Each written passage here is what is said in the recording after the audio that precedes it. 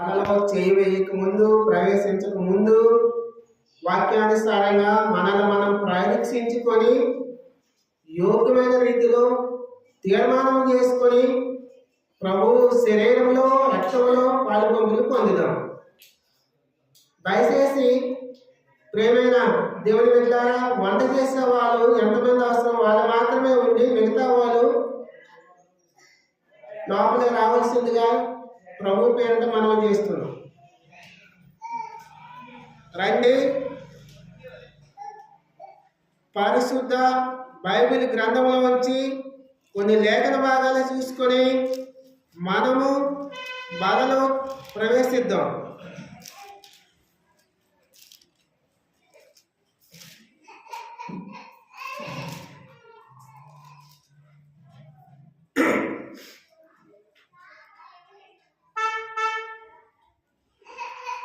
రండి, పరిశుద్ధ బైబిల్ గ్రంథంలో ఉంచి యెహోషువ గ్రంథము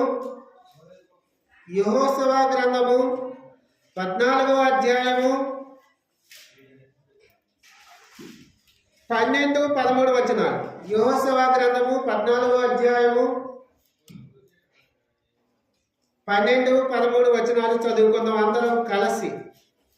పేజీ నంబర్ 188. 14వ అధ్యాయము 12-13 వచనాలు చదువుకుందాం. కాబట్టి అందరం కలిసి చదువుకుందాం బిగ్గరగా. కాబట్టి ఆ దినమున యెహోవా సెలవిచ్చిన ఈ కొండ ప్రదేశమును మాకు దయచేయము. అనాకీయులను ప్రాకారములు గల గొప్ప పట్టణములు అక్కడ ఉన్న సంగతి ఆ దినమున నీకు వినబడెను. యెహోవా నాకు తోడైందని ఎడల యెహోవా సెలవిచ్చినట్లు వారి దేశమును స్వాధీనపరుచుకొందును. ఉపన్య కుమారుడైన ఇశ్రాయేలు దేవుడైన యెహోవా నిండు మనసుతో అనుసరించేవాడు గనుక యెహోషువ అతనికి దీవించి అతని హెబ్రోనును స్వాస్థ్యముగా ఇచ్చాను. చాలు. యెహోషువ గ్రంథములో 14వ అధ్యాయంలో 12-13 వచనాల్లో మనం బాగా గ్రహిస్తే చదువుకుంటే, కాబట్టి ఆ దినమున యెహోవా సెలవిచ్చిన ఈ కొండ ప్రదేశమును నాకు దయచేయము. అనాకీయులు ప్రాకారముల గల గొప్ప పట్టణమును అక్కడ ఉన్న సంగతి ఆ దినమున నీకు వినబడెను. యెహోవా నాకు తోడైందని ఎడల యెహోవా సెలవిచ్చినట్లు వారు దేశమును స్వాధీనపరుచుకుందురు. ఏ దేశం అది? ఏ దేశం అంటే కాలేబు మాట్లాడుతున్నాడు. ప్రభువు దేవుడు వాగ్దానం చేసి ఆ కనాను దేశంలో మీకు ఇస్తానని వాగ్దానం చేశాడు అబ్రాహాముతో. మన పితాడైన అబ్రాహాముతో వాగ్దానం చేశాడా లేదా? ప్రభు దేవుడైన యెహోవా వాగ్దానం చేశాడు, నీకు నీ పితలకి ఈ కనాను దేశమును నీకు ఇస్తానని వాగ్దానం చేశాడు. ఆ కనాను దేశము పాలు తేనె ప్రవహించే దేశము. ఆ కనాను దేశము కొండ ప్రాంతము. ఆ కనాను దేశము ఆ ప్రాంతము ఆ దేశము నీకు స్వాస్థ్యముగా ఇస్తానంటాడు, స్వాధీనపరుచుకోవాలంటున్నాడు. ఉపన్య కుమారుడైన కాలేబుని యెహోషువని మోసే ఏగిలి వారిని పంపించి ఆ దేశము ఆ కనాను దేశము ఎలాంటిదో చూసి రమ్మన్నప్పుడు చూసి వచ్చిన తర్వాత కాలేబు చెప్తున్నాడు, ఆ స్వాధీనపరుచుకుందామంటే ఆ కనాను దేశమును, ఆ పరలోకానికి సాదృశ్యంగా ఉన్న కనాను దేశమును, పరలోకాన్ని సాదృశ్యంగా ఉన్న కనాను దేశము అంటే పరలోకాన్ని స్వాధీనం చేసుకోవాలంటే, మనము స్వాధీనపరుచుకోవాలంటే మనము ఎలా ఉండాలి? ఏ విధంగా జీవించాలి? పరలోకానికి స్వాదృశ్యంగా ఉన్న కనాను దేశాన్ని కాలేబు స్వాస్థ్యంగా పొందుకున్నాడు. ఆ పరలోకానికి స్వాదృశ్యంగా ఉన్న కనాను దేశాన్ని స్వాస్థ్యంగా పొందుకున్న కాలేబు పొందుకున్నట్టుగా నువ్వు నేను కూడా పరలోక రాజ్యాన్ని చేరుకోవాలంటే, స్వాధీనం పొందుకోవాలంటే మనం ఏ విధంగా ఉండాలి? ఆ పరలోకాన్ని మనం స్వాధీనపరుచుకోవాలంటే, ఆ పరలోక రాజ్యాన్ని మనం పొందుకోవాలంటే మనం ఏ విధంగా ఉండాలి? అర్థమైందా? ఆ పరలోక రాజ్యం ఒకనొక దినమున ప్రభువు రారాజుగా రాబోతున్నాడు. ఆయన రాజుగా రాబోతున్నాడు. ఆ పరలోక రాజ్యం స్వాస్థ్యంగా నీకు నాకు ఇవ్వబోతున్నాడు. అయితే ఆ పరలోకాన్ని నీవు నేను మనం పొందుకోవాలంటే మనము ఏ విధంగా ఉండాలి? అర్థమైందా? మనం ఆ పరలోకాన్ని స్వాధీనపరచుకోవాలంటే మనం ఏ విధంగా ఉండాలి ఈ భూమి మీద? అది మన అవసరం. ప్రార్థన చేసుకుందాం. పరిశుద్ధుడా, ప్రేమ కలిగిన ప్రియ పరలోకపు తండ్రి, నీకు స్తోత్రాలు, వందనాలు, స్తుతులు చెల్లించుకుంటున్నాం ప్రభా. కింద కూర్చొని నీ ప్రజలైన బిడ్డలకి బోధించే యోగ్యత, జ్ఞానం లేని వాడిని ఒప్పుకుంటూ, అయోగ్యుని ఒప్పుకుంటూ ప్రభా, పనికిరాని వాడిని ఒప్పుకుంటూ ప్రభా, వేరే కృపశీపు సహాయం చేయమని, నీవు బలపరచమని, నీ మహిమతో నింపమని, నీ ఆత్మతో నింపమని, అభిషేకించమని వేడుకుంటూ నాతో మాతో మాట్లాడమని ప్రభా, నువ్వు ఎలా జీవించాలో ఈ లోకంలో నేర్పించి సహాయం చేసి మహిమ పొందమని, యోగ్యమైన రీతిలో తీర్మానం చేసుకుని బలలో చేయడానికి కృపచూపు సహాయం చేయమని, సమస్త ఘనత మహిమ ప్రభావం పొందుకోమని నజరేయుడైన యేసుక్రీస్తు నామములో అడిగి బతిమలాడి వేడుకుంటున్నాం ప్రియా పరలోకపు తండ్రి. యెహోషువ గ్రంథము 14వ అధ్యాయము 12వ వచనం. కాబట్టి ఆ దినమున యెహోవా సెలవిచ్చింది, కొండ ప్రదేశం నాకు దయచేయము, అనాకీయులు ప్రాకారముల గొప్ప పట్టణములు అక్కడ ఉన్న సంగతి ఆ దినమున నీకు తెలవబడును. యెహోవా నాకు తోడైయుండును ఎడల యెహోవా సెలవిచ్చినట్లు వారి దేశంలో స్వాధీనపరుచుకుందును. ఉపన్య కుమారుడైన కాలేబు ఇజ్రాయేల్ దేశమును యెహోవాను నిండు మనసుతో అనుసరించేవాడు కనుక యెహోషువ అతన్ని దీవించి అతని హెబ్రోను స్వాస్థ్యంగా ఇచ్చును. మొట్టమొదటిగా పరలోక రాజ్యాన్ని నీవు నేను స్వతంత్రించుకోవాలంటే మనం ఎలా ఉండాలి, ఎలా జీవించాలంటే దేవుడిని నిండు మనసుతో అనుసరించాలి. 13వ వచనంలో ఉంటుంది, దేవుడైన యెహోవాను నిండు మనసుతో అనుసరించిన వాడు కనుక. ఎవరు నిండు మనసుతో అనుసరించాడు? కాలేబు. ఎవరు? కాలేబు. నిండు మనసుతో దేవుని మనం అనుసరించాలి. మొట్టమొదటిగా మనము ఎలా అనుసరించాలి దేవుని? నిండు మనసుతో, అంటే సంపూర్ణ మనసుతో, పూర్ణ మనసుతో. నిండు మనసు అంటే నిండుగా ఉండిపోయింది. నిండిపోయింది అంటే ఏంటన్నా? ఖాళీ ఉందనా? ఈ గ్లాసు ఇప్పుడు ఖాళీ ఉందా, ఖాళీ లేదా? ఖాళీ ఉంది. నిండుగా ఉందా? ఖాళీ నిండుగా లేదు. అంటే నిండు మనసు అంటే ఏం లేకపోతే సంపూర్ణంగా, సంపూర్ణ మనసుతో దేవుని వెంబడించాలి. ఎట్లా వెంబడించాలి? కొద్ది కొద్ది కాదు, కొద్ది కొంత లోకము కొంత దేవుడు కాదు. సంపూర్ణంగా దేవుణ్ణి వెంబడించాలి. సంపూర్ణంగా పరిపూర్ణంగా దేవుణ్ణి వెంబడించాలి. కొంత లోకములో కొంత పాపములో కొంత దేవుల్లో ఉంటే ప్రయోజనం లేదు. ప్రేమైన దేవుని బిడ్డ, నువ్వు పరలోక రాజ్యాన్ని చేరుకోవాలంటే కాలేబులాగా నిండు మనసుతో, సంపూర్ణ మనసుతో దేవుని వెంబడించాలి. సంపూర్ణ మనసుతో దేవుని అనుసరించాలి. దేవుణ్ణి అనుసరించాలి. దేవుని అనుసరించాలి. అప్పుడు మాత్రమే పరలోక రాజ్యాన్ని స్వతంత్రించుకోగలము. ఆ పరలోక పట్టణాన్ని, ఆ పరలోక మహిమను నీవు నేను, ఆ మహిమ కిరీటము, ఆ కిరీటాలు నీతి కిరీటము, అక్కడ అనేక రకాల కిరీటాలు ఉన్నాయి, అనేక రకాల బహుమానాలు ఉన్నాయి. వాటిని నువ్వు నేను పొందుకోవాలంటే కాలేబులాగా నిండు మనసుతో దేవుణ్ణి అనుసరించాలి. దేవుణ్ణి అనుసరించాలి. అప్పుడు మాత్రమే మనము ఆ పరలోక పట్టణాన్ని స్వాస్థ్యంగా పొందుకోగలుగుతాము. ఆ పరలోక రాజ్యాన్ని స్వాస్థ్యంగా పొందుకోగలుగుతాము. కాలేబు ఎలాగైతే నిండు మనసుతో అనుసరించాడో దేవుణ్ణి, అలాగ నువ్వు నేను కూడా నిండు మనసుతో దేవుణ్ణి అనుసరించాలి. దేవుణ్ణి అనుసరించాలి. అప్పుడు మాత్రమే మనం పొందుకోగలుగుతాము. ఇక్కడ చాలా మంది వ్యక్తులు ఉన్నారు. ఏలియా, ఎలీసా, ఇద్దరు వ్యక్తులు ఉన్నారు. ఇద్దరు ప్రవక్తలు, గొప్ప ప్రవక్తలు. ఏలియా పరమకు కొనుకో దినమున ఎలీసా ఏలియాను అనుసరిస్తున్నాడు. 2వ రాజుల గ్రంథం చూడండి. 2వ రాజుల గ్రంథము, రాజుల 2వ గ్రంథము 2:1 చూడండి. 2వ రాజుల గ్రంథము 2వ అధ్యాయము 1వ వచనం. యెహోవా సుడిగాలి చేత ఏలియాను ఆకాశమునకు ఆరోహణం చేయబో కాలమున ఏలియాను ఎలీసాయు కూడా గిల్గాలు నుండి వెళ్ళిచుండగా ఏలియా, యెహోవా నన్ను బేతేలునకు పంపని సెలవిచ్చి ఉన్నాడు గనుక నీవు దయచేసి ఇక్కడే ఉండమని ఎలీసాతో అనెను. ఎలీసా, యెహోవా జీవంతోడు నీ జీవంతోడు నేను నిన్ను విడవనని చెప్పగా వారిద్దరూ బేతేలుకు ప్రయాణం చేసిరి. ఏలియా ఎలీసా. ఏలియాని ఎలీసా అనుసరిస్తున్నాడు. ఏలియా ఎక్కడ ఉంటే ఎలీసా అక్కడికి వెళ్తున్నాడు. అతని వెంబడిస్తున్నాడు. నిండు మనసుతో వెంబడిస్తున్నాడు. నీ జీవంతోడు, నా జీవంతోడు, దేవుని యెహోవా జీవంతోడు. నువ్వు ఎక్కడికి వెళ్తే నేను అక్కడికే వస్తా. నువ్వు బేతేలుకి పోతే బేతేలుకి వస్తా. నువ్వు యోర్దానికి పోతే యోర్దానికి వస్తా. నువ్వు ఎరుకోకి పోతే నేను కూడా ఎరుకోకే వస్తా అని ఏలియాని ఎలీసా ప్రవక్త నిండు మనసుతో అనుసరిస్తున్నాడు. అలాగే మోసేని యెహోషువ, కాలేబు కూడా నిండు మనసుతో అనుసరించాడు. అందుకే వారు పరలోక రాజ్యానికి స్వాదిష్టంగా ఉన్న కణాన్ని పొందుకోగలిగారు, స్వాస్థ్యంగా చేరుకోగలిగారు.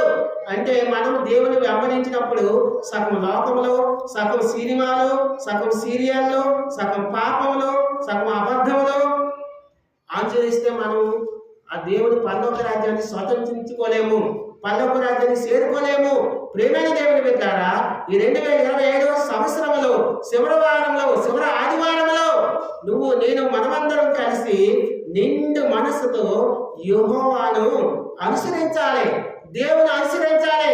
కాలేబు ఏ విధంగా అయితే నిండు మనసుతో అనుసరించాడో, ఎలీసా ఏలియాని ఎలాగే నిండు మనసుతో అనుసరించాడో, అట్టి రీతిగా మనం అనుసరిస్తేనే తప్ప ఆ పరలోకాన్ని స్వాధీనంలో స్వతంత్రించుకోము. గెహాజీ ఉన్నాడు. గెహాజీ ఎలీసా తర్వాత, ఏలియా తర్వాత ఎలీసా తర్వాత ఒక గొప్ప ప్రవక్త వాళ్ళ గెహాజీ. కానీ గెహాజీ ఆ ఎలీసాని అనుసరించలేకపోయాడు, నిండు మనసుతో అనుసరించలేకపోయాడు. అందువలనే గెహాజీ పాపంలో పడిపోయి కుష్ఠరోగి అయిపోయాడు. ప్రియమైన దేవుని బిడ్డలారా, మనము ఆ పరలోకాన్ని స్వాధీనపరచుకోవాలంటే కాలేబులాగా దేవుణ్ణి నిండు మనసుతో అనుసరించాలి. ఈనాడు మనం ఎలా అనుసరిస్తున్నాం? దేవునికి సంపూర్ణ మనసుతో అనుసరిస్తున్నామా? కొద్ది దేవుడు, కొద్ది లోకము, కొద్ది ఈ పాపమని అనుసరించే వారిగా ఉన్నామా? అపొస్తలుడైన పౌలు అంటాడు, నేను జీవించుచున్నది నేను కాను, నా యందు నివసించు క్రీస్తే. నేను మంచి పోరాడుతుని, నా కోసం నీతి కిరీటం దాచబడి ఉన్నది. మంచి పోరాటం పోరాడి దేవుని కోసం నమ్మకంగా సేవ చేసే ఒక భక్తుడు. కాబట్టి ప్రియమైన దేవుని బిడ్డలారా, మనము ఆ స్వాధీనం పరుచుకోవాలంటే పరలోక రాజ్యాన్ని ఒక కాలేబులాగా, ఒక ఎలీసాలాగా, ఒక పౌల్లాగా మనం దేవుని నిండు మనసుతో అనుసరించేవారిగా ఉండాలి.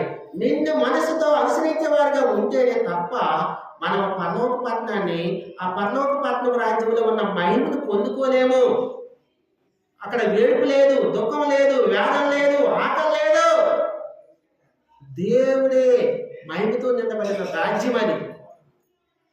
కాబట్టి దాన్ని స్వాధీనం చేసుకోవాలంటే దేవుడు, నువ్వు, నేను నిండు మనసుతో అనుసరించాలి. మొట్టమొదటిగా ఆ పరలోక పట్టణాన్ని మనం స్వాధీనపరచుకోవాలంటే మొట్టమొదటిగా మన జీవితం ఎలా ఉండాలి? నిండు మనసుతో మనం అనుసరించాలి, దేవుణ్ణి అనుసరించాలి. లోకాన్ని అనుసరించకూడదు, లోకంలో పాపాన్ని అనుసరించకూడదు, లోకంలో ఉన్న వ్యక్తుల్ని అనుసరించకూడదు, లోకంలో ఉన్న శక్తుల్ని అనుసరించకూడదు. దేవుణ్ణి అనుసరించాలి నిండు మనసుతో. మొట్టమొదటిగా. రెండవదిగా చూద్దాం రండి. రెండవదిగా యెహోషువ గ్రంథము 14వ అధ్యాయము, యెహోషువ గ్రంథము 14వ అధ్యాయము 12వ వచనం గట్టిగా చదవండి. కాబట్టి ఆ దినమున యెహోవా సెలవిచ్చిన ఈ కొండ ప్రదేశమును నాకు దయచేయము, అనాకీయులను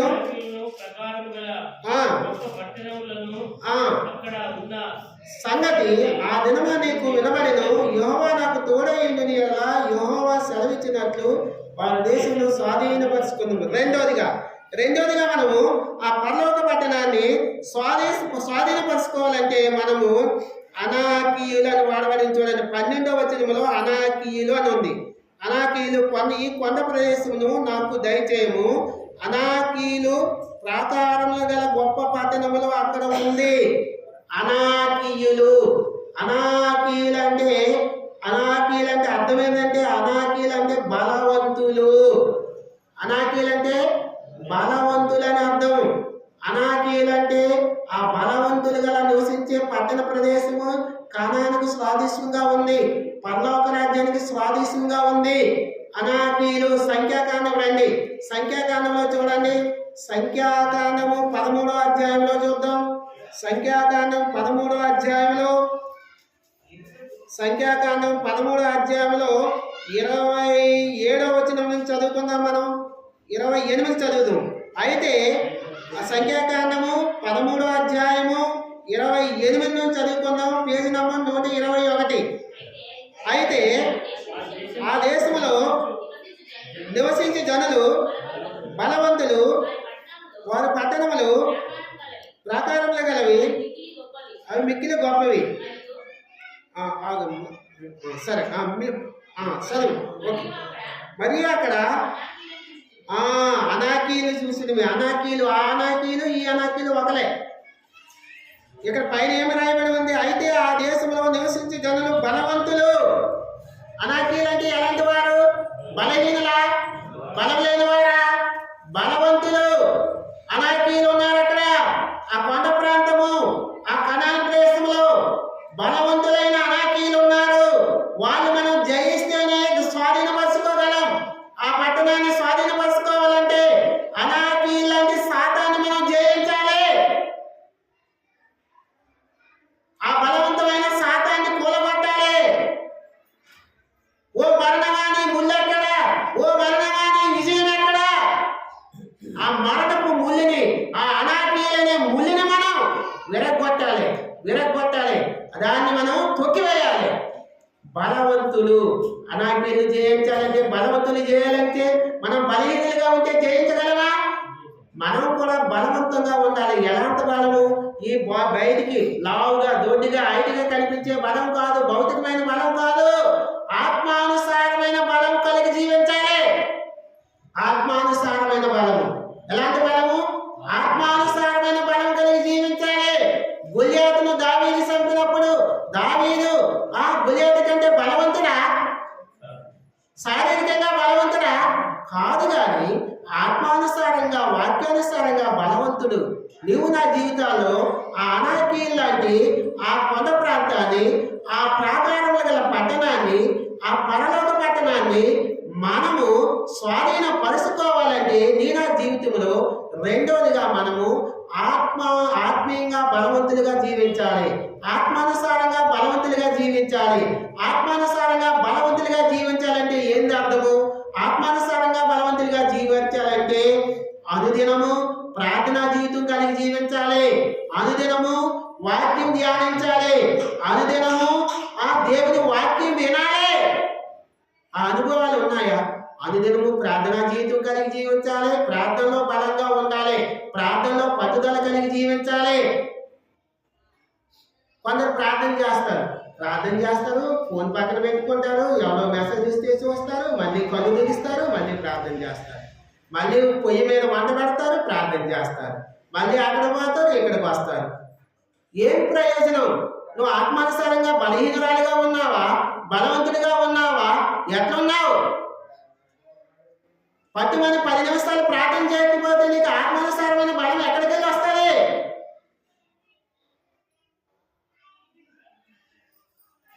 దేవుని సన్నిధిలో మోకరించావంటే నీ కష్టము, నీ దుఃఖము, నీ మనోవేదన మొత్తం ఆయన తీసేయాలంటే నువ్వు సంపూర్ణంగా దానిపైన దృష్టి ఉంచి ప్రార్థన చేయాలి. ఆసక్తి కలిగి ప్రార్థన చేయాలి. దేవుడు నా పక్షాన నిలిచి నాకు మేలు చేస్తాడు అని విశ్వాసం కలిగి ప్రార్థన చేయాలి. ఆత్మానుసారంగా బలవంతంగా నువ్వు తయారవ్వాలి. అనుదినము వాక్యం ద్వారా నువ్వు విశ్వాసం పొందుకోవాలి. వాక్యం ధ్యానించాలి.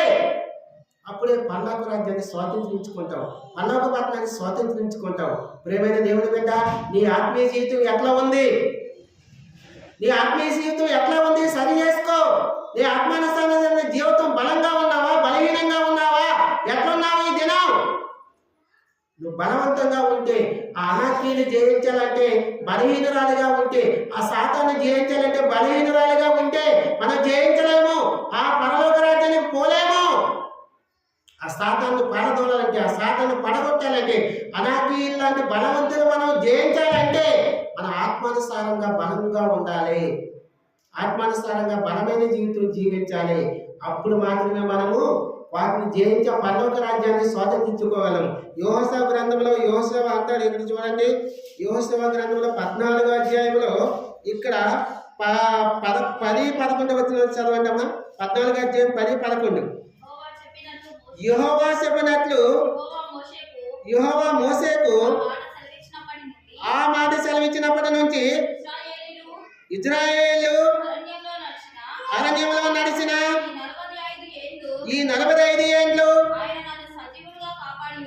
ఆయన నన్ను సజీవునిగా కాపాడి ఉన్నాడు. ఇదిగో నేను ఇప్పుడు 85 ఏండ్ల వాడును. మోషే నన్ను పంపిన నాడు నాకు ఎంత బలము, నేటి వరకు నాకు అంతే బలము, అంత బలము. యుద్ధం చేయుటకు గాని వచ్చి పోవచ్చు ఉండేందుకు గాని అది కాలేబు యెహోషువ ఆ కనాను పట్టణాన్ని చూడడానికి వెళ్ళినప్పుడు కాలేబుకు 40 సంవత్సరాలు. ఆ 40 సంవత్సరాల తర్వాత ఇప్పుడేమో 85 సంవత్సరాలకు వచ్చాడు. ఆ 85 సంవత్సరాలకు మోసే పంపినప్పుడు ఎంత బలంగా ఉన్నాడు, యవనస్తుడు ఎంత బలంగా ఉన్నాడు, ఈ వృద్ధాపులో కూడా అంతే బలంగా ఉన్నాడు, ఆత్మానుసారమైన బలంగా ఉన్నాడు. కాబట్టి ఆ అనాకీలు జయించగలిగాడు, అనాకీలు జయించాడు, ఆత్మానుసారమైన బలంగా ఉన్నాడు. కాబట్టి కాలేబు ప్రేమైన దేవుని బట్ట నువ్వు దినదినము ఆత్మానుసారమైన జీవితంలో బలాన్ని పొందుకుంటున్నావా, బలహీనరాలు అయిపోతున్నావా, బలహీనరాలు అయిపోతున్నావా, ఎట్లున్నావో పరీక్షించుకోవాలి. దినదినము మన ఆత్మీయ జీవితం బలపడాలి. అప్పుడు మాత్రమే అనాకీ లాంటి బలవంతులని మనము, సాతాన్ లాంటి బలవంతుని మనం జయించగలము. లేకపోతే ఆ పరలోక రాజ్యాన్ని జయించలేము. మనం ఆ పరలోక రాజ్యాన్ని స్వాతంత్రించుకోవాలంటే మొట్టమొదటిగా మనం ఎలా ఉండాలి? నిండు మనసుతో యెహోవాను అనుసరించాలి, నిండు మనసుతో యెహోవాని అనుసరించే వారిగా ఉండాలి. రెండవదిగా ఆత్మానుసారంగా బలవంతులుగా జీవించాలి, ఆత్మానుసారంగా బలవంతులుగా జీవించాలి. మూడవదికి యెహోషువ గ్రంథము 14వ అధ్యాయము 13వ వచనం చదవండి. యెఫున్నె కుమారుడైన కాలేబు ఇశ్రాయేలు దేవుడైన యెహోవాను నిండు మనసుతో అనుసరించేవాడు కనుక యెహోషువ అతన్ని దీవించి అతనికి హెబ్రోనును స్వాస్థ్యముగా ఇచ్చెను. చాలు. హెబ్రోను అంటే ఏంటి? హెబ్రోను అంటే సావాసము. హెబ్రోను అంటే ఏందమ్మా? సావాసము. నువ్వు సావాసము ఎవరితో ఉంది? నువ్వు పరలోక రాజ్యాన్ని చేరుకోవాలంటే, స్వాధీనపరుచుకోవాలంటే కాలేబైతే హెబ్రోనుతో స్వాస్థ్యంగా పొందుకొని సావాసం కలిగి జీవిస్తున్నాడు, దేవునితో సావాసం కలిగి జీవిస్తున్నాడు. కాలేబు తన జీవితంలో దేవునితో సావాసం కలిగి జీవిస్తున్నాడు. నీవు నేను కూడా ఆ పరలోక రాజ్యాన్ని స్వాధీనపరుచుకోవాలంటే దేవునితో సావాసం కలిగి జీవించాలి. మూడవదిగా, మొట్టమొదటిగా మనం నిండు మనసుతో ఆయన అనుసరించే వారిగా ఉండాలి. రెండవదిగా మనము ఆత్మానుసారంగా బలవంతులుగా జీవించాలి. మూడవదిగా మనము దేవునితో సావాసం కలిగి జీవించాలి. మన సావాసం ఎవరితో ఉంది? లోకంతో సావాసం చేస్తున్నామా? పాపంతో సావాసం చేస్తున్నామా? ఎవరితో సావాసం? ఒక్కొక్కరితో సావాసం చేస్తారు. కొందరేమో సినిమాల పైన సినిమాతో సావాసం కలిగి జీవిస్తున్నారు. దేవుని బిడ్డలే పేరుకి సినిమాతో సావాసం ఉంటుంది. కొందరేమో దేవుని బిడ్డలే పేరుకి సీరియల్తో సావాసం ఉంటుంది. కొందరేమో యవనస్తులు, దేవుని బిడ్డలే యవనస్తులే, మందిరానికి వస్తారు, బాప్టిజం తీసుకుంటారు, పాపాలు క్షమించబడ్డాయి అంటారు, మనలో పాలు పొందుతాడు. కానీ సెల్ ఫోన్తో సావాసం, బాగా సావాసం. ఏది అవసరం మనకి అంతవరకే ఉండాలి. సెల్ ఫోన్ చేయాలి మనకు అవసరమైనది చూడడానికి. లేనిపోని సెల్ ఫోన్లు, లేనిపోని పనికిమాల యాపలు, లేనిపోని అసభ్యకరమైన చూసుడు, అసభ్యకరమైన కార్యాలు. దేంతో నీ సావాసము? సెల్ ఫోన్తో సావాసమా? ఆన్లైన్ గేమ్స్తో సావాసమా? అసాంఘిక కార్యాలపైన సావాసమా, సినిమాలతో సావాసమా, సీరియల్తో సావాసమా, లేదా లోకం అనే పాపంతో సావాసమా? ఈ పాపము, ఈ లోకములో శరీరాశ, నేత్రాశ, జీవకుడంబము. ఒక్కొక్కరు శరీరాశలో సావాసం చేస్తారు, లోకాశంలో సావాసం చేస్తారు. నాకు అది కావాలి, ఇది కావాలి, ఇది నాకు దేవుడు ఇవ్వలేదు. ఇస్తాడు. ఓ తమ్ముడా, ఓ తల్లి, ఓ చెల్లి, దేవుడు నీకు కావలసినవన్నీ ఇస్తాడు, సమకూరుస్తాడు. ఎప్పుడో తెలుసా? నువ్వు తనతో సావాసం కలిగి జీవించాలి. మన సావాసం తనతో ఉండాలి. తనతో మన సావాసం కలిగి జీవిస్తే నీకు ఏది కావాలో అడక్క ముందే మన అక్కను ఎరిగిన దేవుడు ఆయన.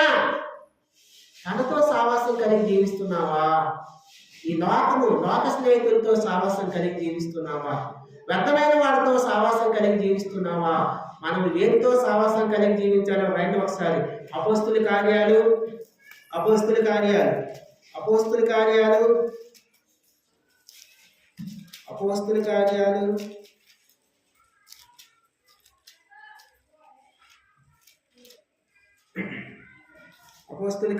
2వ అధ్యాయం 42వ వచనం.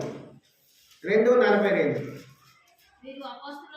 మీరు అపోస్తుల బోధయందును, సావాసమందును, రెట్టు విడిచిటి అందును, ప్రార్థన చేయటి అందును ఎడతెగక ఇండురి. మన సావాసం దీంతో ఉండాలి, దేవునితో ఉండాలి, దేవుని కుమారుని యేసయ్యతో ఉండాలి, వాక్యంతో సావాసం ఉండాలి. అపోస్తుల బోధయందును, బోధలో సావాసం ఉండాలి, సావాసమందును సావాసం కలిగి జీవించాలి. రొట్టు విడిచిటి అందును, రొట్టు బలలో సావాసం ఉండాలి, ప్రార్థనా జీవితంలో సావాసం ఉండాలి. ప్రియమైన దేవుని బిడ్డ, 2025వ సంవత్సరంలో నువ్వు ఎప్పుడు రక్షింపడ్డావో నాకు తెలియదు, కానీ అప్పటి నుంచి ఇప్పటి వరకు నీ సావాసము దేంతో ఉందో నువ్వు పరీక్షించుకోవాలి. నేటికి 2025వ సంవత్సరం శివర ఆదివారంలో ప్రవేశపెట్టిన దేవునితో సావాసం ఉందా? ఇంకా లోకమనే పాపంలో సావాసం ఉందా? ఒకవేళ లోకమనే పాపంలో, ఒకవేళ లోకమనే ఈ పాపము లోకంలో సావాసం ఉంటే ఈరోజు తీర్మానం చేసుకో. ఈ దినమే తీర్మానం చేసుకో. ప్రభా, నేను ఎంతవరకు లోకంతో సావాసం ఉన్నాను, నీతో సావాసం లేదు, వాక్యంతో సావాసం లేదు, పరిశుద్ధులతో సావాసం లేదు, నీ రొట్టెలో సావాసం లేదు. ఈరోజు తీర్మానం చేసుకో. ఆ పరలోక రాజ్యాన్ని స్వతంత్రించుకోవాలంటే నువ్వు లోకంతో సావాసం చేయకు.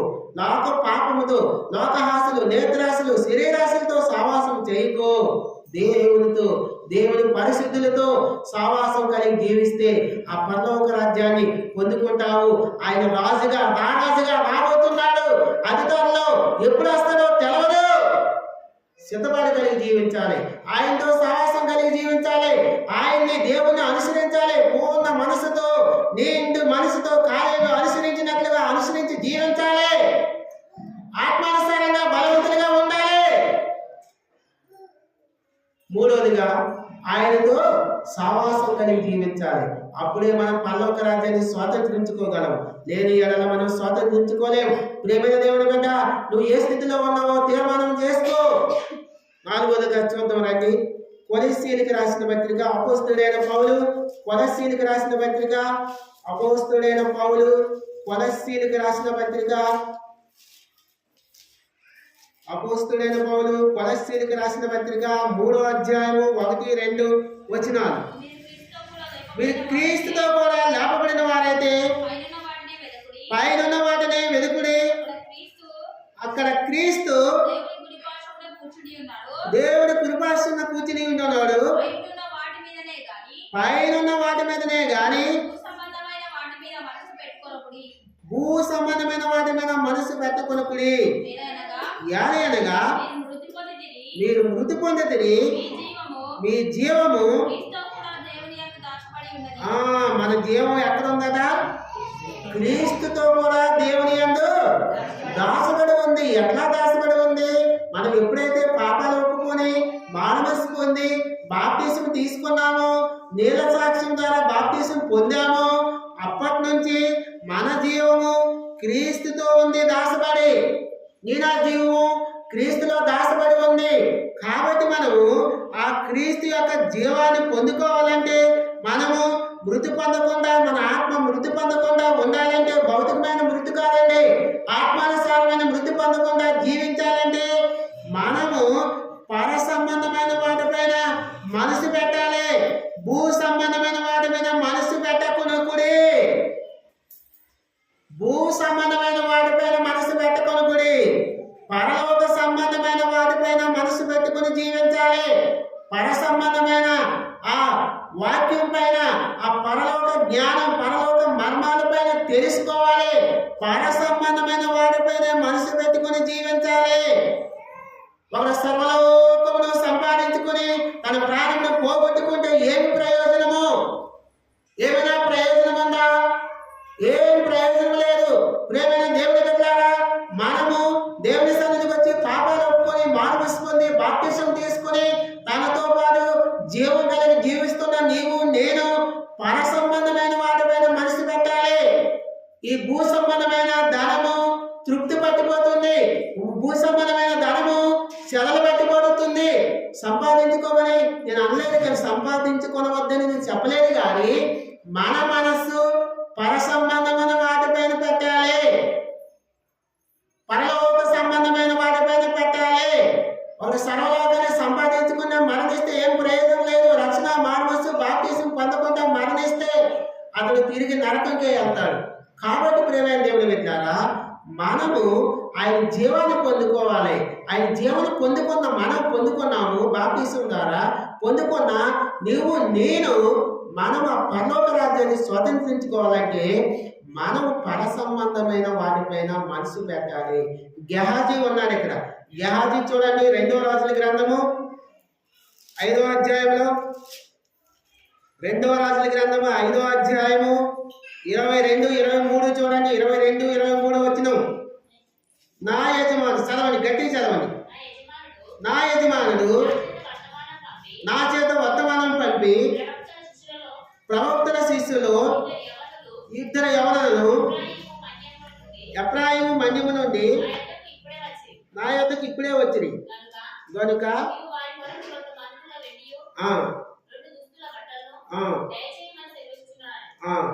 ఇక్కడ చూడండి, గెహాజీ మనసు బట్టల పైన, వెండి పైన, ధనం పైన ఉంది. అప్పుడు చాలక అప్పుడు ఎలీసా అడుగుతాడు. ఎలీసా ప్రవక్త ఎక్కడంటే ఎన్నో వచనంలో అంటే 26వ వచనంలో, 25వ వచనం చివరిలో, గెహాజీ నువ్వు ఎక్కడి నుండి వచ్చిందని అడిగినందుకు వాడు నీ దాసుని నేను ఎచ్చటికనే పోలేదను. అంతటా ఎలీసా వానితో ఆ మనుషులు తన రథంలో దిగి నేను ఎదుర్కొంటకు తిరిగి వచ్చినప్పుడు నా మనసు నీతో కూడా రాలేదా? ద్రవ్యములకు, వస్త్రములకు, ఒలివు చెట్ల తోటలకు, ద్రాక్ష తోటలకు, గొర్రెలకు, ఎడ్లను, దాసదాసీలను సంపాదించుకుంటే ఇది సమయమా? ఇదే సమయమా? గెహాజీ, నువ్వు వస్త్రాల కోసము, దాసదాసీల కోసము, బట్టల కోసము, వెండి బంగారాల కోసము సంపాదించుకునే సమయమా ఇది? భూలోక సంబంధమైన వాటి గురించి ఎందుకు వెతుకుతున్నావు? పరలోక సంబంధమైన వాటిపైన మనసు పెట్టు. పర సంబంధిగా నువ్వు జీవించు. నువ్వు ఈ లోక సంబంధివి కాదు. ఈ లోకంలో కొన్నాళ్ళు నువ్వు జీవిస్తావు. నువ్వు ఎక్కడ కాంతి నీ ఆత్మ వచ్చిందో ఆ పరలోక రాజ్యానికి అక్కడికి వెళ్ళాలి. కాబట్టి పర సంబంధమైన వాటిపైన మనసు పెట్టి గెహాజీ అని హెచ్చరించినా సరే, గెహాజీ ఆ లోక సంబంధమైన వాటిపైన మనసు పెట్టి నష్టపోయాడు. కుష్ఠిరోగి అయిపోయాడు. కుటుంబం మొత్తం కుష్ఠిరోగి అయిపోయారు. పాపం అనే కుష్ఠు అంటుకుంది. ప్రియమైన దేవుని బిడ్డలారా, అలాగే ఇస్కరియోతు యోధా చూడండి, తన శిష్యుడే, యేసుక్రీస్తు ప్రభువారి శిష్యుడే 30 వెండి నాణాలకి ప్రభువుని అమ్మేశాడు. ప్రభువు అమ్మేసి భ్రష్టుడైపోయాడు, నశించిపోయాడు, నాశనం అయిపోయాడు. ప్రియమైన దేవుని బిడ్డలారా, నీనా జీవితాల్లో మనము ఆ పరలోక రాజ్యాన్ని స్వతంత్రించుకోవాలంటే పర సంబంధమైన వాటిపైనే మనసు పెట్టాలి. 5వదిగా చూద్దాం రండి. 5వదిగా సామెతల గ్రంథము 16వ అధ్యాయము, సామెతల గ్రంథం 16వ అధ్యాయము, సామెతలు 16వ అధ్యాయము 32వ వచనం. పరాక్రమశాలి కంటే దీర్ఘశాంతం గలవాడు శ్రేష్ఠుడు, పట్టణము పట్టుకున్న వానికంటే తన మనసును స్వాధీనపరచుకున్నవాడు శ్రేష్ఠుడు. పట్టణం అంటే పరలోక పట్టణం అన్నమాట. ఇక్కడ పట్టణం పట్టుకున్న వానికంటే తన మనసుని స్వాధీనపరచుకున్నవాడు శ్రేష్ఠుడు. నువ్వు పరలోక రాజ్యాన్ని మనం స్వాధీనపరచుకోవాలంటే మనం ఎలా ఉండాలి, ఎలా జీవించాలి? లోకంలో మొట్టమొదటిగా నిండు మనసుతో దేవుణ్ణి అనుసరించాలి మొట్టమొదటిగా. రెండవదిగా ఆత్మానుసారంగా బలవంతులుగా జీవించాలి. మూడవదిగా సావాసం కలిగి దేవుడితో సావాసం కలిగి జీవించాలి. నాలుగవదిగా పర సంబంధిగా జీవించాలి. ఐదవదిగా దీర్ఘశాంతం కలిగి జీవించాలి. దీర్ఘశాంతము. మన దేవుడు ఎలాంటి వాడు? తండ్రి దీర్ఘశాంతుడు. తండ్రి ఎలాంటి వ్యక్తి? దీర్ఘశాంతుడు కనుక మనము దీర్ఘశాంతం కలిగి జీవించాలి. ఆ దీర్ఘశాంతం లేకపోతే నష్టపోతాం. ఇక్కడ 2వ రాజుల గ్రంథము 5వ అధ్యాయము 1వ వచనం చదవండి. 5:1. 2వ రాజుల గ్రంథం 5:1, పేజ్ నెంబర్ 310. సిరియా రాజు సైన్యాధిపతి అయిన నయమానును అనునప్పుడు ఉండెను. అతని చేత యెహోవాయే సిరియా దేశమునకు జయము కలుగజేసిన కనుక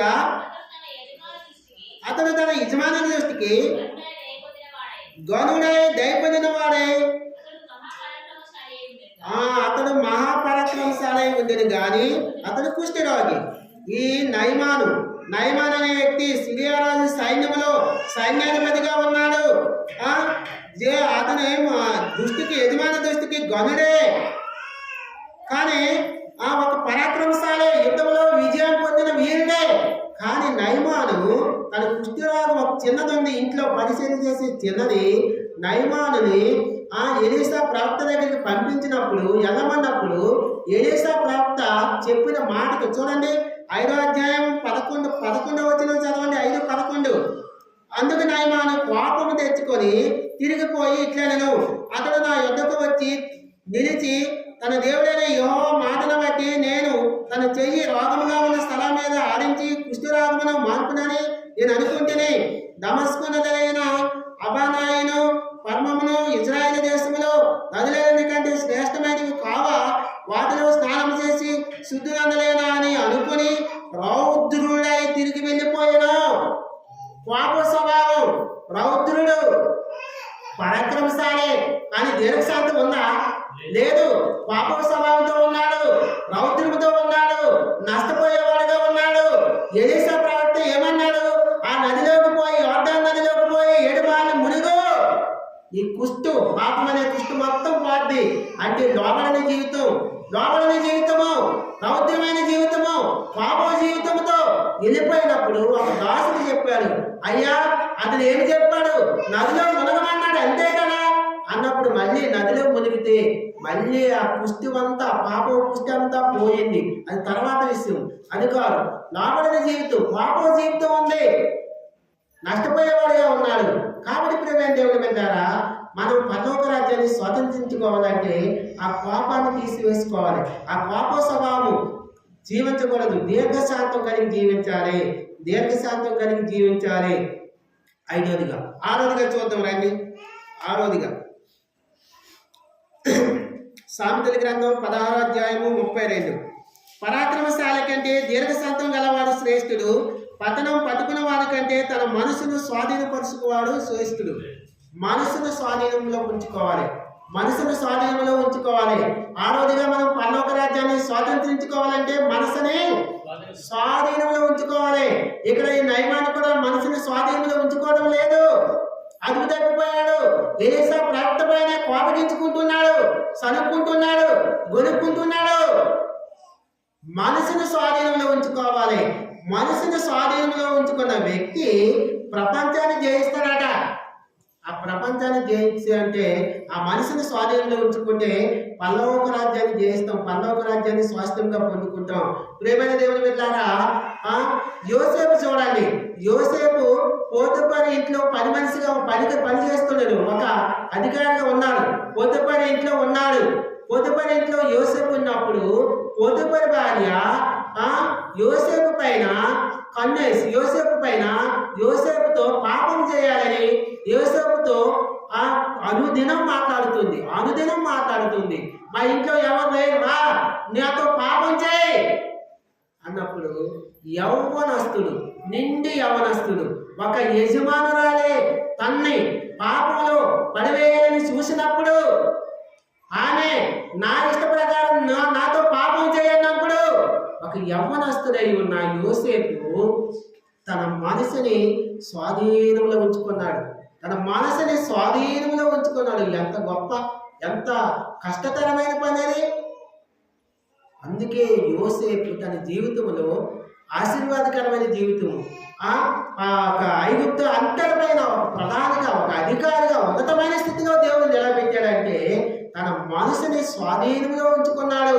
ఆ పాపం జోలికి పోక, ఆ పాపము అందుకోక, ఆ పాపం అనే డాగులో తను అంటుకోలేకుండా పవిత్రంగా తన శరీరాన్ని కాపాడుకున్నాడు. ఈ దేహము మంద కాదు, దేవునిది. ఇది దేవునికి ఆలయమై ఉన్నది. మన శరీరం మన దేవుని ఆలయమని పవిత్రంగా ఉంచుకుంటామా, అపవిత్రంగా ఉంచుకుంటామా? ఈ దేహము దేవునిది, దేవునికి ఆలయమై ఉన్నది. ఈ దేహాన్ని పవిత్రంగా, పరిశుద్ధంగా ఉంచుకోవాలి. దేవుడు పరిశుద్ధుడు కనుక మనము పరిశుద్ధులుగా ఉండాలి. యోసేపు తన జీవితంలో యవ్వన కాలంలో యవనిత్యంలో కూలికిపోలేదు. యవ్వన కాలంలో తన మనసుని స్వాధీనంలో ఉంచుకున్నాడు. ఈ దినం ఎంతో మంది యవనస్తులు ఏదితో, వయసులో సంబంధం లేదు. ఈ లోకం అనే పాపంలో ఎంతమంది పడిపోవడం లేదు. ఈ లోకం అనే బురద ఎంతమంది అంటికించుకోవడం లేదు. సెల్ ఫోన్లో చూడండి, సినిమాలో చూడండి, అనేక రకాల ఈ లోకపరమైన పేపర్లో చూడండి.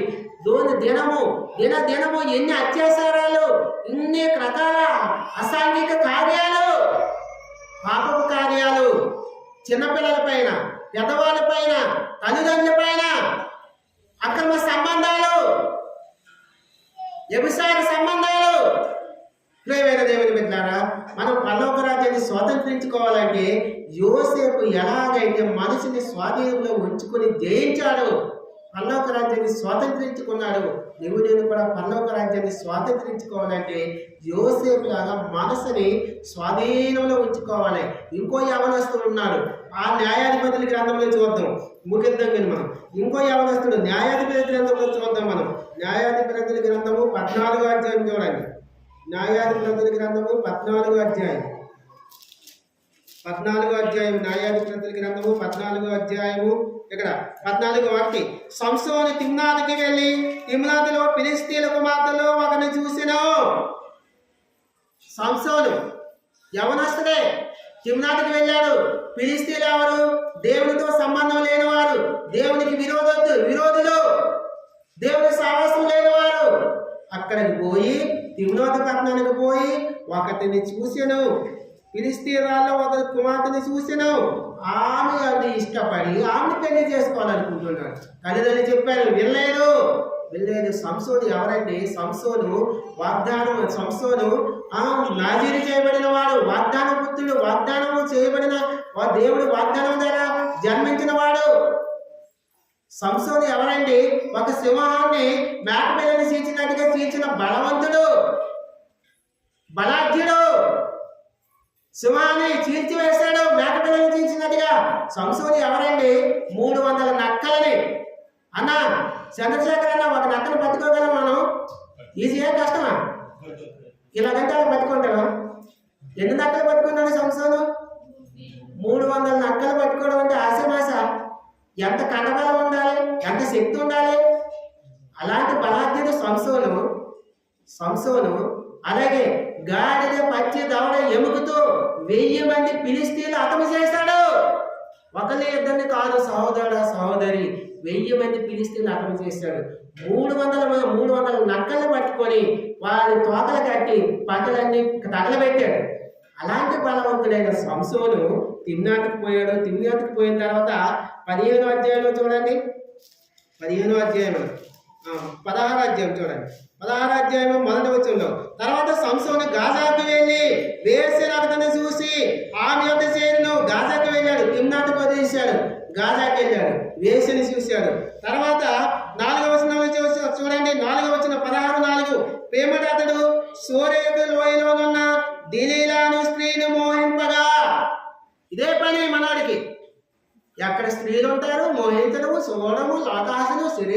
నేత్రాశలు పడిపోవడమే.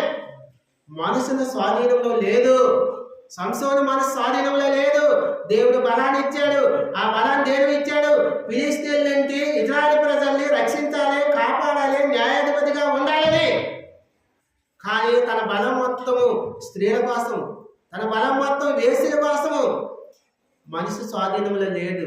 అందుకే పల్లపు రాజ్యాన్ని స్వాధీనించుకోక సాతాను చేత సంఖ్యల చేత బంధించబడ్డాడు. ఇక్కడ చూడండి 16వ అధ్యాయంలో ఉన్నది. 16వ అధ్యాయంలో సంసోను సంఖ్యల చేత బంధించబడ్డాడు. ఇదిగో 21వ వచనం చదవండి. 16:21. అప్పుడు ఫిలిష్తీయుడు అతను పట్టుకొని తన కన్నులు కూడా తీసి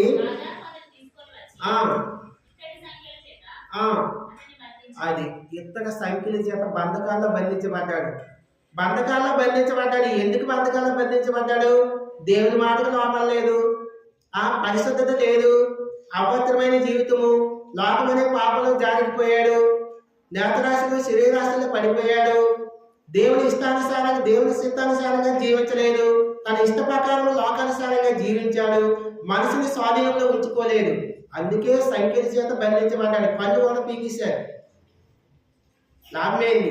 ప్రేమైన దేవుని బిడ్డ, నిన్ను నన్ను దేవుడు ఆ పల్లవ రాజ్యంలో ఉంచాలని, ఆ పల్లవ పట్టాన్ని మనం కాలేబులాగా స్వాధీనించుకోవాలని, మనం కూడా స్వాధీనపరచుకోవాలంటే యోసేపులాగా కాలేబులాగా మనము మనసుని స్వాధీనంలో ఉంచుకోవాలి. మన మనసు దేవుని స్వాధీనంలో ఉండాలి. మన మనసు సెల్ ఫోన్ స్వాధీనంలో ఉండొద్దు. మన మనసు లోకమనే పాపం స్వాధీనంలో ఉండొద్దు. మన మనసు దేవుని స్వాధీనంలోకి అప్పచెప్తే మన పరలోక రాజ్యాన్ని స్వాధీనించుకున్నాం. చివరిగా ఒక మాట చూసి మనం బలలో ప్రవేశిద్దాం. రండి. రోమిలికి రాసిన పత్రిక అపోస్తలుడైన పౌలు రోమిలికి రాసిన పత్రిక 1వ అధ్యాయము రోమా 1:28 చదువు. రోమిలికి రాసిన పత్రిక చాలక్క. దేవునికి రోమిలికి రాస్తూ అపోస్తలుడైన పౌలు రోమిలికి రాస్తూ, ఓ రోమీయ సంఘమా, రోమీస్తుల రోమా పట్టణం సంఘస్థులారా, మీ మనసులో దేవునికి చోటు లేదు. మీ మనసులో దేవునికి చోటు లేదు.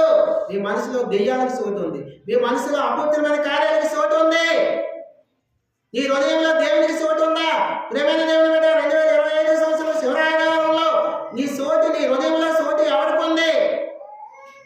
పాపానికి చోటు ఉందా? అపవిత్రమైన కార్యాలకు చోటు ఉందా? దేనికి చోటు ఉంది నీ హృదయంలో? దేవునికి చోటు ఉందా? అయితే రండి. దేవునికి చోటు ఉంది. ఎలా జీవిస్తారు? ప్రకటన గ్రంథము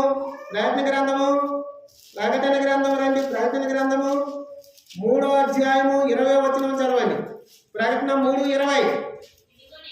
ఇదిగో నేను తలుపు వద్ద నిలిచి ఉండి తట్టుచున్నాను.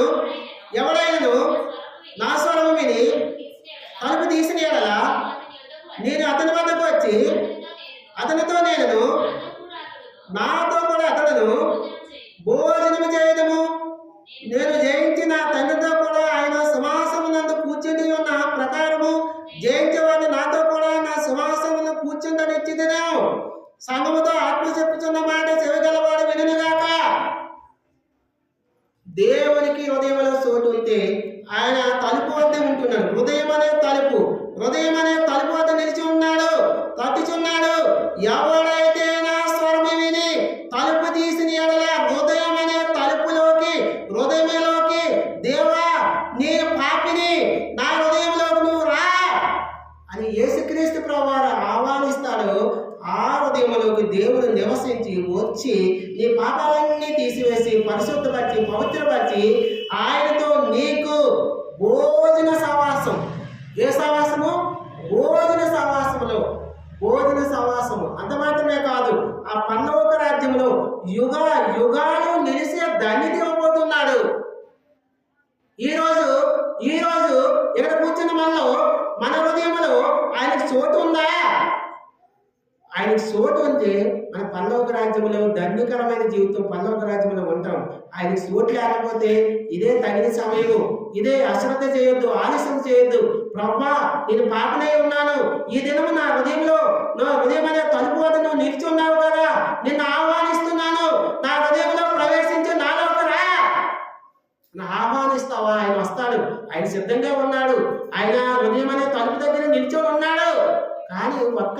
మనం ఆహ్వానించాలి. ప్రభా నేను పాపినయ్యా, నా కోసం, నా పాపాల కోసం, నా అపరాధాల కోసం, నా దోషాల కోసం నువ్వు మరణించి కలవరిశిలో రక్తం కాచి మరణించి తిరిగి లేచావు.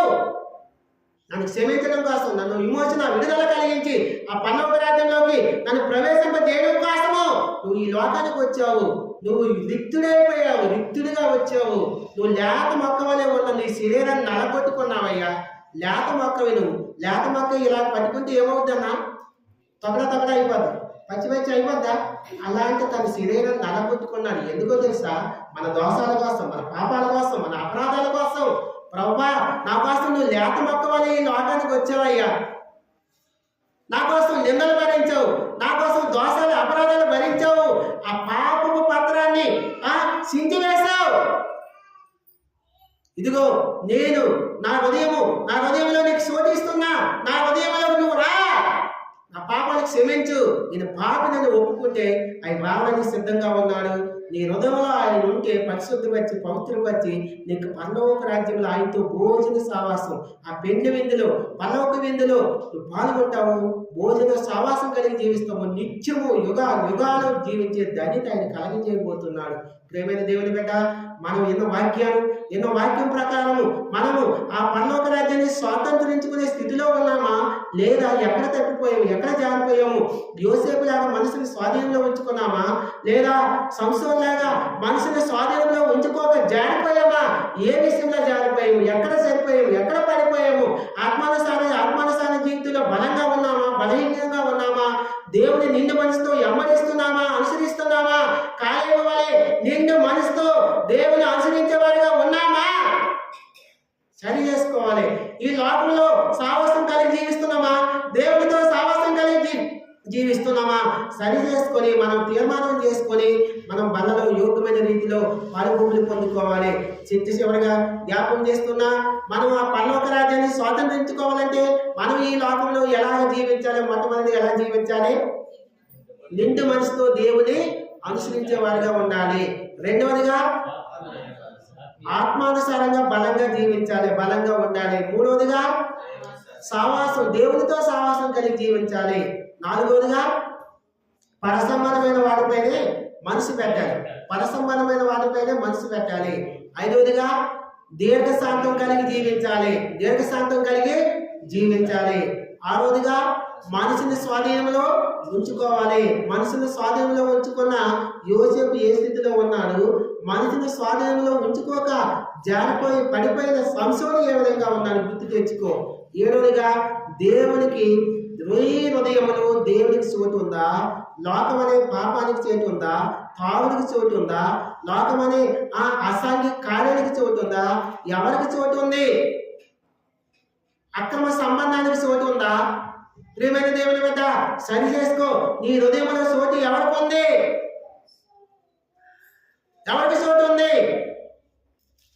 జాగ్రత్త. దేవునికి తప్ప వేరే పరాయి పురుషుడికి, పరాయి స్త్రీకి నీ హృదయంలో చోటు ఉందో నిత్య నరకంలో అగ్నిగుండంలో కాలిపోతావు. జాగ్రత్త. సరి చేసుకొని ప్రభువా నా హృదయంలోకి రా, నేను ఆహ్వానిస్తున్నా, నా పాపాలు క్షమించని ఆహ్వానించావు. పరలోక రాజ్యంలో ధన్యకరమైన జీవితం ఉంటుంది, లేదా నిత్య నరకంలో కాలిపోతావు.